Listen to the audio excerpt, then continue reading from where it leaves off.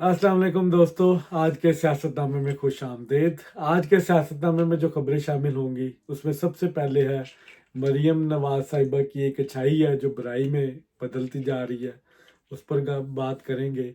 और उसके बाद पीटीआई की तरफ से जो एक एहतजाज किए गया अमेरिका में, उससे इमरान खान साहब ने लातलकी का इजहार किया है। वो क्यों किया है? और रियासत के अंदर एक रियासत है, इस टॉपिक पर भी बात करूंगा। और एंड पे थोड़ी सी सेनेट में दो दो सेनेट का इलेक्शन होने जा रहा है 2 अप्रैल को, उस पर गुफ्तगू करूंगा। सबसे पहले आते हैं मरीम नवाज साहिबा के बारे में जो प्रोपेगेंडा किया जा रहा है पीटीआई की तरफ से। उन्होंने एक अच्छाई की, उसकी अच्छाई का बदला भी बुराई से मिल रहा है।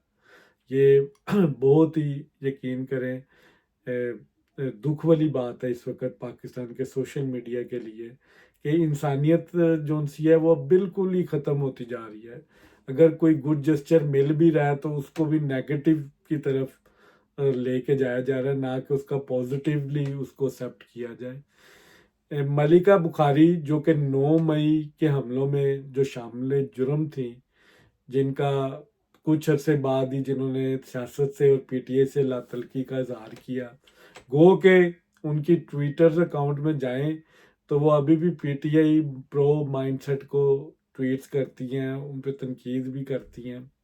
उन्होंने एक ट्वीट किया कि उनकी बहन जो उनसी है वो वेंटिलेटर पे है और उनकी बहन के पास लेस देन 24 आवर है।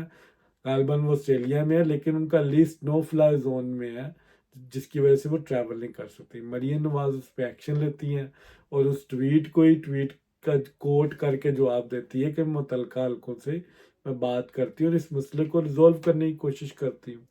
और फिर मलिका बुखारी की तरफ से ही ट्विटर पे ही ये पैगाम जारी होता है उनके अकाउंट से कि वो शुक्रिया अदा करती है मरियम नवाज का, और कि उन्होंने इस मसले को सॉर्ट आउट किया और गालबन शायद वो फ्लाई कर गई। अब पीटीआई की तरफ से जो रिएक्शन आया एक ट्वीट के बाद, हिना परवेज भट्ट साहब जो एमपी हैं, उन्होंने अपने लीडर की तारीफ की कि ऐसी है मेरी लीडर, और कुछ स्क्रीनशॉट्स लगा दिए इनकी जिस खबर के कि इनका नाम नो फ्लाई जोन में था, और एक गुड जेस्चर के तौर पे उन्होंने इसको ख़त्म किया। हालांकि वो पीटीआई का तर्ज हुकूमत भी आप लोगों के सामने है। जब मियाँ साहब जेल में थे, मरियम बीबी भी जेल में थी, और नवाज शरीफ साहब जेल सुप्रिटेंडेंट को कहते रहे कि मेरी बात करवा दें आप मेरी बीवी से, वो वो बिस्तरे मर्ग में है। लेकिन जो पीटीआई की हुकूमत थी उन्होंने इतनी भी इजाज़त नहीं दी हुई थी, और वो जेल हुकाम बाकायदा नवाज शरीफ साहब को कह रहे हैं, 3 वक्त का 3 दफ़ा का प्राइम मिनिस्टर है, उसको कह रहे हैं आपके मैनुअल में जो टाइम अलॉट हुआ था इसके अलावा हमें इजाज़त नहीं है कि आपकी हम आउट ऑफ द वे जाके हम आपकी बात करवा दें। मतलब मकसद ये था कि उनको हर तरह से अजियत देनी है उन्होंने जेल में।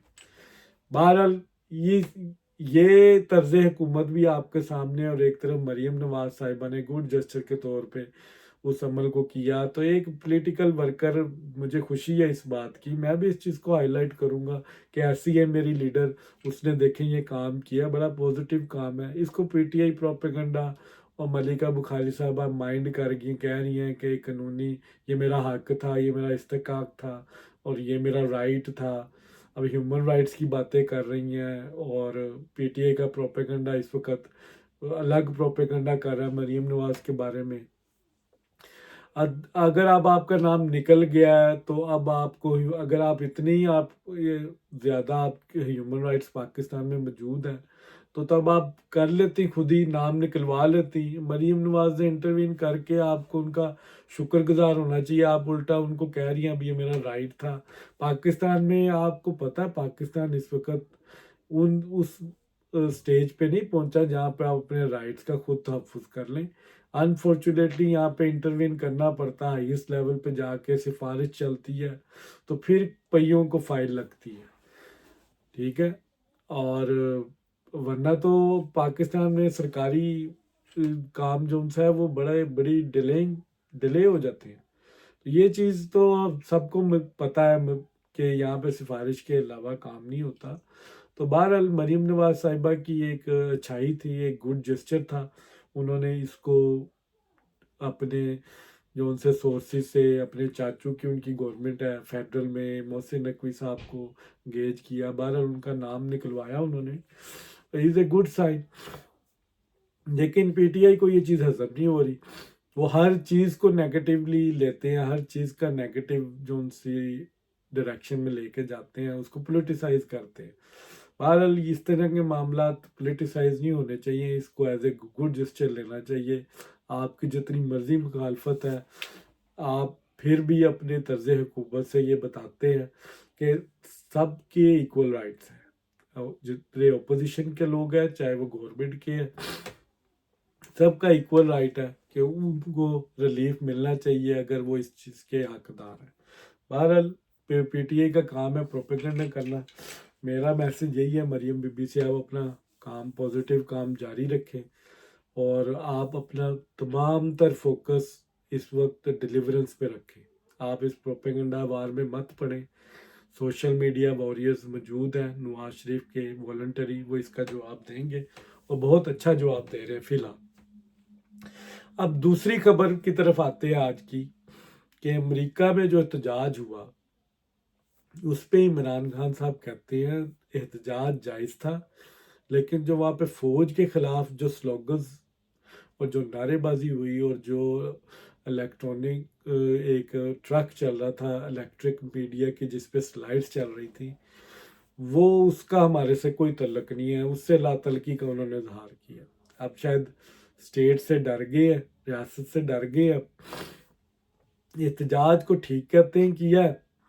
अब ये वही पीटीआई है जो एब्सोल्युटली नोट कहती थी और इमरान खान साहब ने अमेरिका का के ऊपर इल्ज़ाम लगाया कि उन्होंने इंटरवीन किया और मेरी गवर्नमेंट गिराई है, और वहाँ पे उस एहतजाज को वो ठीक कह रहे हैं और साथ में ये भी कह रहे हैं जो एंटी आर्मी जो वहाँ पे स्लोगन्स चले हैं और जो स्लाइड्स चली हैं वहाँ पे जो ट्रक के ऊपर चल रहे थे, वो उससे हमारा कोई लेना देना नहीं। अब शहबाज गिल साहब इसकी सरबराही कर रहे हैं, पीटीआई पूरी वहाँ की जो सी है वो मौजूद है और अमेरिका में वो प्रोटेस्ट कर रहे हैं आईएमएफ के दफ्तर के बाहर। अब मुझे समझ नहीं आती कि इमरान खान साहब क्यों कंफ्यूज हैं, वो क्या करना चाहते हैं। असल मकसद इमरान खान साहब का इस गवर्नमेंट को टफ टाइम देना है, तो वो उनको समझ नहीं आ रही वो दे किस तरह। वो शहबाज गिल जैसे लोग पहले भी इमरान खान साहब का बेड़ा गर्क कर चुके हैं, अब फिर वो जो उनसे इस तरह के लोग जो उनसे इमरान खान को मज़ीद नुकसान पहुंचा रहे हैं। बहरहाल इमरान खान साहब ने लातलकी का इजहार किया है, बाकी वो प्रोटेस्ट वो कहते हैं ठीक हुआ है। अली अमीन गंडापुर साहब से भी उनकी जो मुलाकात हुई है, जो मीडिया में आया है वो खबरें और हैं, जो अंदर की खबर है वो और है।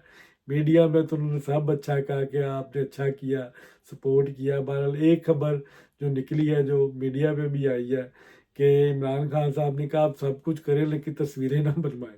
ठीक है, आप अपने मुतालबात रखें लेकिन एक एरोगेंस रखें, जिस तरह मैंने रखी, जिस तरह मैं हुकूमती बेंचों से बीच में से होके प्राइम मिनिस्टर सीट में जाता था कौमी असम्बली और अपोजिशन को फेस नहीं करता था, ना उनसे हाथ मिलाता था, आप भी ये वाला तर्ज अमल रखें। अब ये पॉसिबल नहीं है, केपी की एक छोटा होता है edge in front of prime minister, तो अब वो ये अमल कर नहीं सकते, वो किसी असम्बली में तो बैठे नहीं हुए। अब उनको अपने मुतालबात के लिए ज़ाहिर है प्राइम मिनिस्टर जो एग्जेक्टिव बॉडी है उससे बात करनी पड़ेगी, और उन्होंने की। इमरान खान साहब इस चीज़ को माइंड कर गए, मुफाहमत की। बहरहाल एक फक्की उन्होंने दी इमरान खान साहब को ज़रूर अंदर की, क्योंकि उनको काफ़ी गुस्सा था। उन्होंने कहा मैं आपकी रिहाई की भी बातें कर रहा हूँ, आप टेंशन ना लें।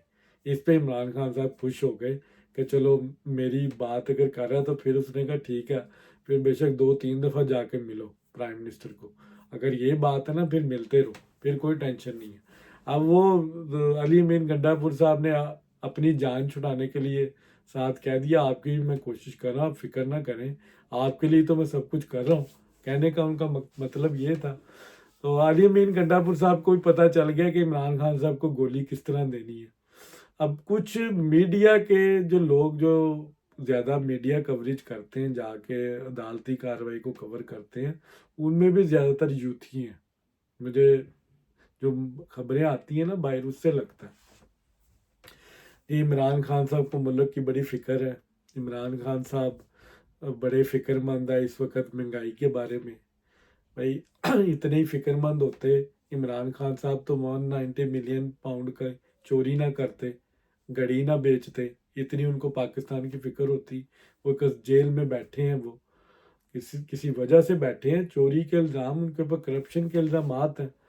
तो वो अगर उनको इतनी फिक्र होती तो वो ये मामला करते ना, इस वक्त पाकिस्तान की तरक्की में अपना किरदार अदा कर रहे होते। IMF को लेटर ना भेजते कि इनको किसी किस्म की हेल्प ना करो। वो तो चाहते हैं इस मुल्क में अफरा तफरी हो, ये मुल्क श्रीलंका बने, ये बाढ़ में जाए, ये टूट जाए। अगर मैं नहीं हूँ तो मुझे बाहर नहीं निकालेंगे तो मैं इस मुल्क को चलने नहीं दूंगा। ये उनका एक स्टाइल है, एरोगेंस है उनके अंदर। और ये जाती नहीं है, इनको भी मजीद जेल के अंदर रखने की ज़रूरत है जब तक इनकी मजीद ट्रेनिंग नहीं होती। पॉलिटिकल ट्रेनिंग की ज़रूरत है इनको, काउंसलिंग की ज़रूरत है। और ये उसी तरह हो सकती है जब तक ये जेल में रहेंगे। अगर बाहर आ गए तो फिर तो इनका दिमाग और ये फिर स्ट्रीट पावर की तरफ जाएंगे।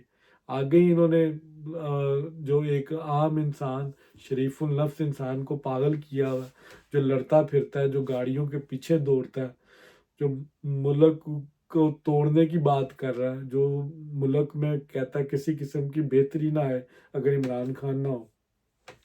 तो ये प्रोपेगेंडा इमरान खान साहब दोबारा करना चाह रहे हैं और वो कर रहे हैं। फिलहाल वो कह रहे हैं हेजिटेशन रखें, रिफ्ट टेक रखें, गैप रखें, ठीक है। ये बिल्कुल अंदर से आप जितने मर्जी मिले हो, बाहर से आप बिल्कुल शो ऑफ ना करें कि आप इनके साथ हैं या इनको सपोर्ट कर रहे हैं। तो ये इमरान खान साहब की पॉलिसी है फिलहाल।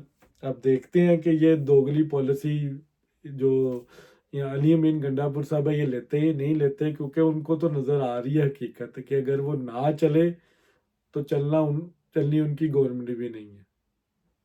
उनके भी हल्के खुलेंगे KPकी के। करप्शन उधर जो हुई है पिछले 11 सालों में, उसकी बातें हो रही हैं। मिलियन ट्रीज जो लगाए उसकी बातें हो रही हैं। फिर सेहत पे ये एक बहुत बड़ा स्कैंडल आएगा, जो सेहत कार्ड के ऊपर जो KP में हुआ है, उसमें आपको पता चलेगा करप्शन होती क्या। 1,000 अरब से ज़्यादा का डेप्ट है इस वक्त KP की गवर्नमेंट। ये किस तरह चलाएंगे गवर्नमेंट? इनकम्पिटेंसी इनके अंदर पहले ही है। लड़ रहे हैं आपस में, वकील और सियासतदान, इनका अलग-अलग ग्रुप है।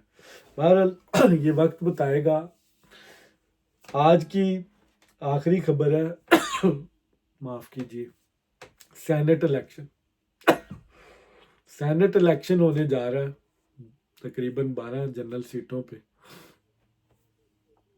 उसमें नून लीग के भी उम्मीदवार मैदान में, जनरल सीटें हैं, 7 जनरल सीटें हैं, 2 टेक्नोक्रेट्स की हैं, 2 उसमें जो उनसा है वो अकलियत, सॉरी 2 वुमेंस की सीट्स हैं, और 1 जो सी है वो अकलियत की सीट है। टोटल 12 सीटें हैं और ये 2 अप्रैल को ये इलेक्शन होगा।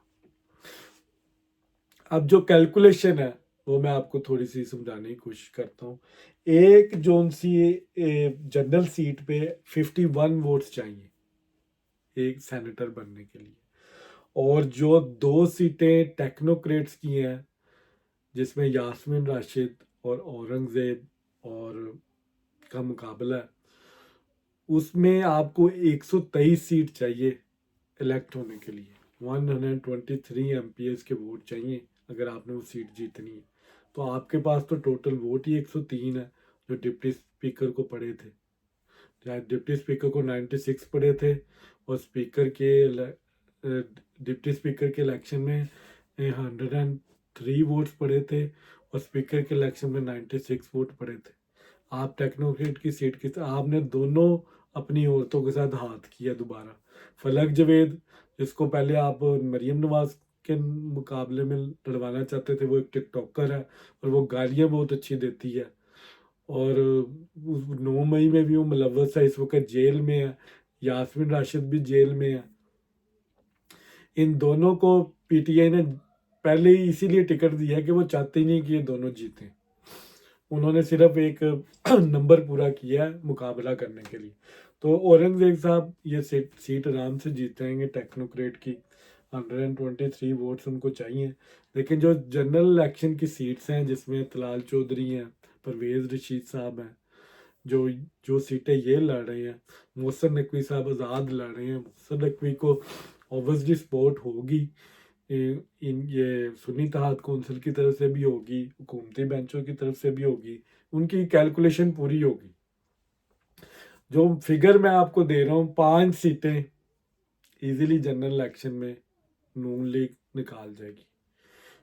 7 में से 5 सीटें वो इस वक्त जीतने की पोजीशन में है, और वो 6 भी हो सकती हैं अगर ये ऊपर नीचे थोड़ी हिलजुल हुई, क्योंकि इनके एमपीए तैयार बैठे हुए हैं, वो लड़ रहे हैं, इनमें फूट है, तो 6 भी हो सकती हैं। तो हो सकता है जनरल सीट पे जिस पे हामिद खान साहब और जुल्फी बुखारी साहब 2 बंदे लड़ रहे हैं इनके इलेक्शन, हो सकता है इनमें से एक सीट आए हामिद खान साहब की।